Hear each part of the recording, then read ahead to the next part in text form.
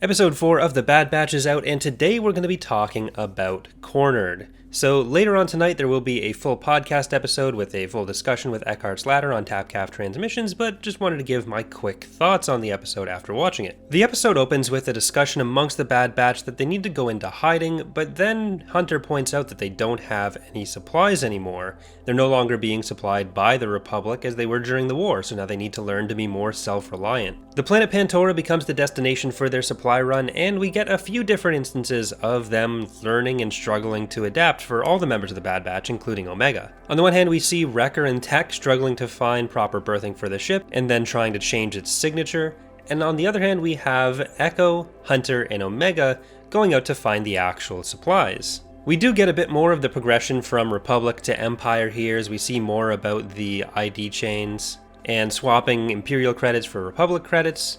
Unlike the scenes on Seleucami, we see a bit more enthusiasm among the Pantorans for this new setup. We didn't really, from what I remember, see too many people that were cheering for the changes that were coming through, just the announcement of the changes. So seeing how some of these planets did become part of the Empire and how some of them were feeling about the end of the war is pretty interesting, although it's not a huge focus of the episode. Pretty much every element of the Bad Batch, every member of it, shows that they are struggling to adjust to a life outside of the army. For Wrecker and Tech, they don't know how to deal with the Ugnaught. I think it might be Celestian, Bay Worker, who is pretty much asking for a bribe, and then Tech doesn't really know how much money to give him. On Hunter's side, we see a lot of theft to accomplish whatever he's stated as his mission goals without really thinking about the fact that what he's doing now is just impacting normal people. I'd like to see them kind of come to terms with the fact that they need to change how they're acting from how they would act in a mission against enemy combatants in a war. For Echo, he gets sold off by Hunter to get some extra credits, and they're pretty much running a scam on this Gran who runs a shop. He is disguised kind of as a droid with a helmet on. The shopkeeper mistakes him for a droid and then offers to buy Echo. And Echo is not very happy about this, thinks he's worth more credits than they're getting.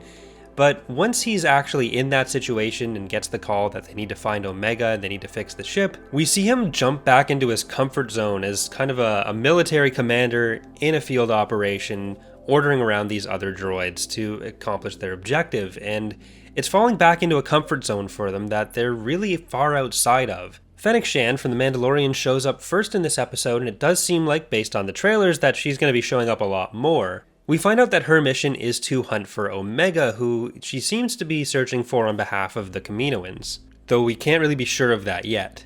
The rest of the episode is pretty much pure action in trying to recover Omega from Fennec, and Omega plays a pretty decent part in getting herself out of the situation as well. Aside from just trusting Fennec at the start, she kind of catches on as soon as Hunter tells her what's going on. Aside from that initial mistake, which honestly isn't that much bigger of a mistake than what we see Wrecker and Tech do at the start of the episode, where they're bribing the Celestian or the Ugnaught, and I think it's an Ugnaught, and he sells them out in the first place. So it really does show that all of them, all five of them, not just Omega, is struggling to get used to what the world outside the Republic Army and Kamino is like. I do kind of wish we'd had another episode before something like this where we could do a bit more character building for Tech and Echo in particular.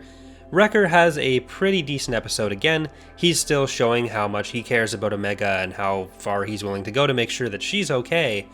But this is all kind of stuff that's been established in the prior episodes, and we do still have a bit of a weaker spot in the situation that Echo and Tech are in as far as their characterization. So that's still something that I'd like to see more of as we go throughout the season. I did enjoy seeing Fennec here, and I think that she'll provide a good villain who isn't Crosshair, where they're not going to be necessarily struggling with how they get him back into the fold. We do see them doing a lot of straight up harmful stuff to everyone around them, on all sides, like Hunter steals the speeder, but a lot of what the Bad Batch is doing, even if it probably crosses a line, there's still an element of self-preservation that they're going for there. Whereas with Fennec, she basically she's hunting down a bounty. She doesn't need to do that. She could find some other way to survive, and she throws a guy out of his speeder, probably killing him, and then kills two other people in the chase at least. So even if there, I hope, will be some examination of what the Bad Batch are doing and are willing to do to survive, I don't think it's going to be some sort of moral gray area where, oh, maybe Fennec's in the right,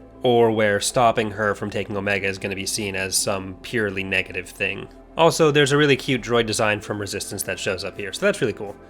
That's going to do it for our episode overview here. We are going to have the full discussion later tonight of episodes 3 and 4 with Eckhart's Ladder on tap calf transmission. So hope to see you then. Thanks for watching. Bye everyone.